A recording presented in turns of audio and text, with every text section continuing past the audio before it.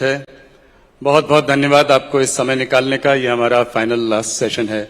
सब लोग आपको सुनने के लिए आतुर हैं, पर इस बार मैं शुरुआत जरा अलग तरीके से करना चाहता हूं। कल प्रधानमंत्री जी आए थे और उन्होंने वक्फ बिल के बारे में यहां पर पहली बार बोला। तो मैं चाहता हूं कि आप एक क्लिप सुने और उसके बाद हम लोग प्रश्नोत्तर करेंगे।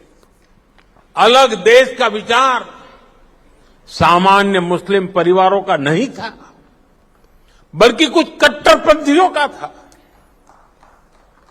जिसको कांग्रेस के कुछ नेताओं ने खाद पानी दिया ताकि वे सत्ता के अकेले दावेदार बन सके। साथियों, तुष्टीकरण की इस राजनीति में कांग्रेस को सत्ता मिली, कुछ कट्टरपंथी नेताओं को ताकत और दौलत मिली, लेकिन सवाल ये है, आम मुसलमान को क्या मिला? गरीब पसबंदा मुसलमान को क्या मिला? उसे मिली उपेक्षा, उसे मिली अशिक्षा, उसे मिली बेरोजगारी। और मुस्लिम महिलाओं को क्या मिला? उन्हें मिला शाहबानो जैसा अन्याय, जहां उनका संवैधानिक हक कट्टरपंथ की भेंट चढ़ गया। अमित जी, मोदी जी ने कहा कि उस वक्त के जो नेता थे उन्होंने राष्ट्रहित के ऊपर सत्ता को रखा। तो मैं ये जानना चाहता हूं आपसे कि मोदी जी किन लोगों के बारे में बात कर रहे हैं? कट्टरपंथियों का साथ किन नेताओं ने लिया और ऐसा क्यों किया? और पार्टीशन के लिए वो कहते हैं कि जो है मुसलमान नहीं चाहते थे कि पार्टीशन हो, गरीब मुसलमान नहीं चाहते थे ऐसा हो। नहीं, देखिए, ये तो सब जानते हैं कि जब मुस्लिम लीग चुनाव में खड़ा हुआ और 2 राष्ट्र के सिद्धांत के आधार पर खड़ा हुआ, पार्टीशन के पहले जो अंतिम चुनाव हुए स्थानीय विधानसभाओं के, उसमें पाकिस्तान के हिस्से में भी मुस्लिम लीग का पराजय हुआ था।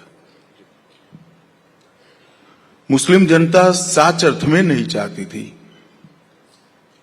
कि इस देश के टुकड़े हो, और ये बात मोदी जी ने ठीक ही कही है कि उस वक्त के कांग्रेस के नेता ही राष्ट्र के विभाजन के लिए जिम्मेदार हैं। उनकी तुष्टीकरण की नीति ही राष्ट्र के विभाजन के लिए जिम्मेदार है। और आज मैं आपके कार्यक्रम के माध्यम से मैं देश के युवाओं को विशेषकर कहना चाहता हूं, बाकी कुछ भी सहन करना, मगर तुष्टीकरण ऐसा जहरीला नासूर है जिसको देश से हमेशा के लिए युवा पीढ़ी ने उखाड़ कर फेंक देना चाहिए। जो तुष्टीकरण की राजनीति करते हैं वो देश हितों के साथ समाधान करते हैं, वो देश हित की नीतियों के साथ वोट बैंक के कारण कॉम्प्रोमाइज करते हैं और देश के अंदर ही एक नया देश बनाने का बीज बोने का काम करते हैं। मगर मोदी जी थोड़े चिंतित दिखते हैं।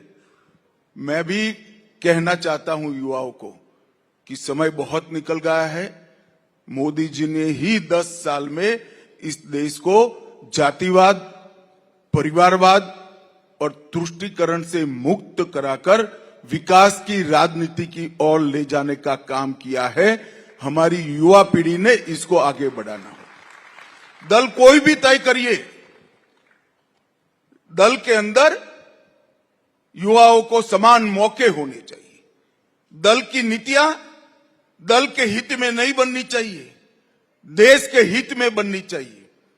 और दल जातिवाद, प्रांतवाद, भाषावाद से ऊपर उठकर देश की चिंता करने वाला दल होना चाहिए। दल कोई भी चुनिए, वोट उसी को दीजिए जो दल जातिवाद, तुष्टीकरण और परिवारवाद से मुक्त हो। और यही हमारे देश के विकास का, हमारे देश के लोकतंत्र की रक्षा का सच्चा रास्ता है।